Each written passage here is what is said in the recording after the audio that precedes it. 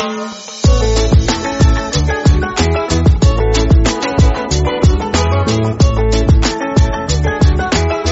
The lord. ప్రభు అయిన యేసుక్రీస్తు వారు ఈరోజు మనకు అందిస్తున్నటువంటి వాగ్దానం 2వ దినవృత్తాంతములు 7వ అధ్యాయం 14వ వచనం.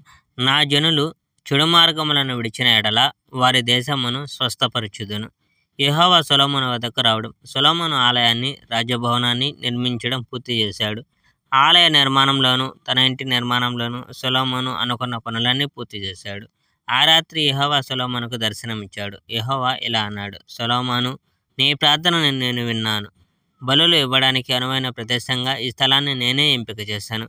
వర్షాలు లేకుండా నేను ఆకాశాన్ని మూసివేసినప్పుడు కానీ, దేశాన్ని నాశనం చేసే విధంగా నేను మిడతల దండులను పంపినప్పుడు కానీ, నేను నా ప్రజలకు వ్యాధులు సోకేలా చేసినప్పుడు కానీ, నా పేరు మీద పిలువబడే నా ప్రజలు అనుకువతో ఉండి నన్ను ప్రార్థిస్తే, నా కొరకు ఎదురు చూస్తే, వారు తమ చెడు మార్గాలను విడనాడితే, నేనప్పుడు ఆకాశం నుండి వారి మొర ఆలకిస్తాను.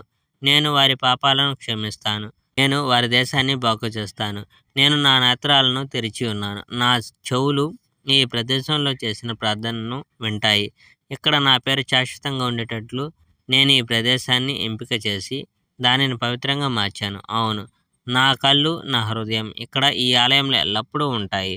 సొలొమోను, నీవిప్పుడు నీ తండ్రి మెలిగిన రీతిలో నా ముందు జీవిస్తే, నా ఆజ్ఞలను పాటిస్తే, నా ధర్మశాస్త్రాన్ని, నియమాలను అనుసరిస్తే, నిన్ను ఒక శక్తియుక్తులు గల రాజుగా చేస్తాను.